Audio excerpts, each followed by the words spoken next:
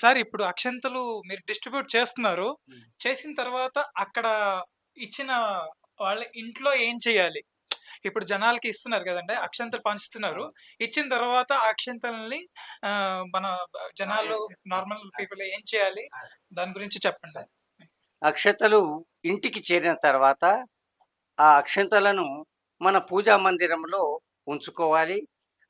ఉంచుకున్నటువంటి పూజా మందిరంలో కూడా రోజువారీ ఆ అక్షింతలకు పూజలు జరుగుతూ, ప్రాణప్రతిష్ఠ రోజున ప్రాణప్రతిష్ఠ జరిగిన ఇంటింటి పాలు వాళ్ళంతా కూడా ఆ యొక్క అక్షింతలను ప్రాణప్రతిష్ఠ జరుగుతున్న సమయాన తలపై శ్రీరామ జయ రామ జయ జయ రామ అనే మంత్రం జపించుకుంటూ తలపై కొంత వేసుకోవాలి.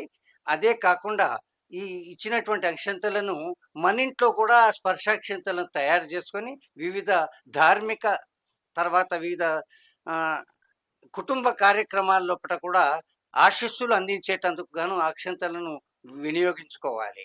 ఈ విధంగా అక్షంతలు 15వ తేదీ వరకు అన్ని గ్రామాలకు చెప్తవి. ఆ తర్వాత అక్కడి నుంచి కార్యకర్తలంతా కూడా రామభక్తులు ఈ కార్యం లోపట అన్ని ధార్మిక సంస్థలు తమ వంతుగా ఈ యొక్క సహకారాన్ని అందిస్తూ ఈ యొక్క వివిధ గృహాలకు ఆ యొక్క అక్షింతలు చేరేటువంటి ఒక ముమ్మడిగా ఆ ప్రయత్నం సాగుతున్నది. అంతటా హర్షాతిరేకాలను ప్రదర్శిస్తూ అందరూ ఆ యొక్క అక్షంతలను స్వీకరిస్తున్నారు.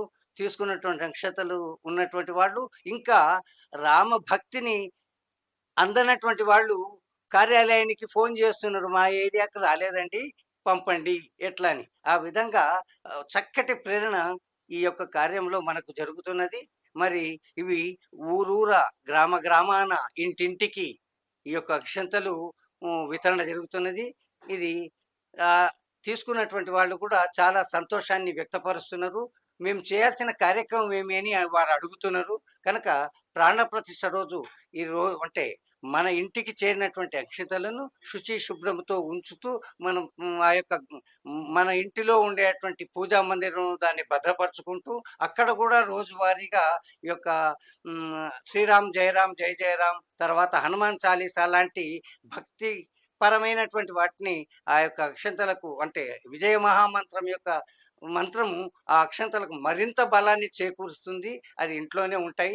మరి ఆ రకంగా ఉన్నటువంటి అక్షింతలను మనం ఆ యొక్క అంటే ప్రాణప్రతిష్ఠ రోజున జరగాలి. అయితే కార్యక్రమానికి వచ్చినటువంటి వాళ్ళంతా కూడా ఆ రోజు మనం వ్యక్తిగతంగా మనం చేయాల్సినటువంటి పని 22వ తేదీ ఎక్కడైతే అయోధ్యలో ప్రాణప్రతిష్ఠ జరుగుతుందో కనుక అందరినీ కూడా కార్యకర్తలందరూ కూడా అక్షంతల వితరణ సమయం లోపట వాళ్ళందరినీ మన సమీపంలో ఉండేటువంటి దేవాలయానికి వచ్చి ఆ సామూహికంగా ఆ యొక్క అక్షంతలను స్వీకరించాలని విజ్ఞప్తి చేస్తున్నారు. ఆ మేరకు అన్ని గ్రామాల లోపట గ్రామంలో ఉండేటువంటి అన్ని దేవాలయాలు, ఒక దేవాలయం అనడానికి వీలేదు. గ్రామంలో ఉండేటువంటి అన్ని దేవాలయాలను పరిసరాలన్నింటినీ శుభ్రంగా పరుచుకొని అక్కడ అక్షంతలను భద్రపరిచి పెట్టుకుంటారు. అంటే ఆ గ్రామానికి వచ్చిన అక్షంతలేమో ఆలయంలో భద్రపరుచుకొని రోజువారీగా 108 పర్యాయాలు ఉదయము సాయంత్రము అక్షంతలకు ఆ యొక్క విజయ మహామంత్రాన్ని చెబుతూ ఆ యొక్క అక్షంతలు గ్రామంలో దేవాలయాల్లో భద్రపరుచుకున్నారు.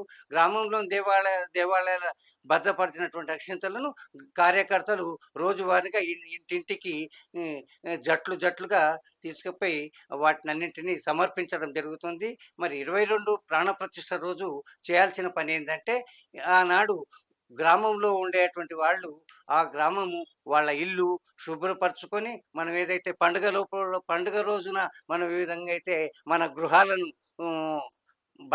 శుభ్రపరచుకుంటాం ఆ విధంగా పరిసరాలన్నింటినీ శుభ్రపరచుకొని ఆ ఇంటెల్లి పాదు ఆ సమీపంలో ఉండేటువంటి దేవాలయానికి చేరుకొని అక్కడ పూజాధికాలను నిర్వహించాలి. అక్కడ పూజాధికాలంటే అక్కడ అయోధ్యలో జరుగుతున్నటువంటి ప్రాణప్రతిష్ఠకు సపోర్టింగ్గా దానికి తోడుగా మన గ్రామం నుంచి కూడా ఆ యొక్క రామ భజనలు, ఆ తర్వాత సహస్రనామాలు పారాయణం చేసుకోవచ్చు. తర్వాత సామూహిక సత్యనారాయణ వ్రతాలు చేసుకోవచ్చు. ఆ సందర్భం లోపట ఎప్పుడైతే 12:30 ఆ ప్రాంతం లోపట అక్కడ ప్రాణప్రతిష్ఠ జరుగుతుందో అప్పుడు దేవాలయం లోపట కార్యకర్తలు కానీ ఆలయ యాజమాన్యం గాని, ఆ తర్వాత అర్చక పురోహితులు గాని, ఆ దేవాలయం లోపట ఈ రామ మందిర అంటే ప్రాణప్రతిష్ఠ మహోత్సవాన్ని వాళ్ళు ఎల్ఈడి స్క్రీన్ల ద్వారా కావచ్చు, తర్వాత టీవీ ద్వారా గాని ప్రదర్శిస్తారు. అయితే మనం ఇంట్లో కూర్చొని చూడడం కాకుండా సామూహికంగా దేవాలయం లోపటనే అందరూ చూసుకోవాలి. చూసుకొని అక్కడ పూజాధికాలు నిర్వహించబడ్డ తర్వాత తీర్థప్రసాదంతోటి ఆ కార్యక్రమము ముగుస్తుంది. ఆ తర్వాత ఆ రోజు సాయంత్రం ప్రతి ఇల్లు కూడా దీపావళి వాతావరణం ఏర్పడాలి.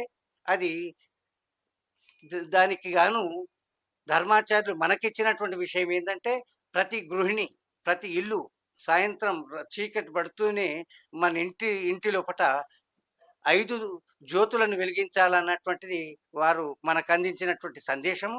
ఆ విధంగానే 5 అటు పంచభూతాలకు గావచ్చు, దేవతలను ఆహ్వానపరిచేటందుకు కావచ్చు, తర్వాత 500 సంవత్సరాలకు, ఒక శతాబ్దికి ఒక జ్యోతి అని అనుకుంటే 500 సంవత్సరాల సుదీర్ఘ పోరాట అనంతరం ఈ యొక్క మందిరాన్ని అంటే ప్రాణప్రతిష్ఠలో మనం 5 జ్యోతులను వెలిగిస్తాం. 5 జ్యోతులు ఇవి జ్ఞాన జ్యోతులు. ఆ రకంగా మనం ఈ యొక్క పండుగను నిర్వహించుకుంటాం. అది ధర్మాచార్యులు మనకిచ్చినటువంటి పిలుపు.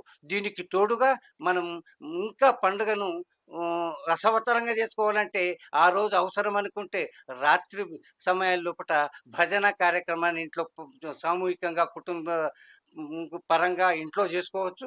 ఉదయం మాత్రం ఈ యొక్క పూజాధికాలు అక్కడ నిర్వహిస్తున్న సందర్భంగా, ప్రాణప్రతిష్ఠ జరుగుతున్నటువంటి సందర్భం లోపట అన్ని దేవాలయాలు తోరణాలను, ఆ ఊరు మొత్తం కూడా, ఆ గ్రామం మొత్తం కూడా పండగ వాతావరణాన్ని ఉండే విధంగా చూసుకోవాలన్నటువంటిది మన యొక్క అంటే ధర్మాచార్యుల యొక్క, తర్వాత ఆ యొక్క ఈ రామజన్మభూమి తీర్థక్షేత్ర ట్రస్ట్ ఇచ్చినటువంటి పిలుపును మనం సాకారం చేసి, మనమంతా కూడా ఈ పండుగను దిగ్విజయంగా శోభాయమానంగా, ఆ తర్వాత ఒక ఆహ్లాదకరమైనటువంటి వాతావరణంలో నిర్వహించుకోవాలని మనకు సెలవిచ్చారు. కార్యకర్తలు, రామభక్తులు ఇంటింటికి అక్షతలు తీసుకుపోతున్నటువంటి సందర్భంగా అక్షతలను మృగముద్రలో అక్షతల వితరణ చేస్తారు. దానికి తోడుగా ఒక ఆహ్వాన పత్రాన్ని ఆ కుటుంబానికి ఇస్తారు. ఆ తర్వాత ఒక రామ మందిరం యొక్క చిత్రపటాన్ని కూడా ఆ ఇంటి లోపట కార్యకర్తలు అంటే రామబంధువులు ఆ ఇంటికి ఇస్తారు. ఆ యొక్క పత్రం ఏదైతే ఉందో, పత్రము మీరిచ్చినటువంటి రామ మందిర నిర్మాణానికి మీరిచ్చినటువంటి ధన సహాయానికి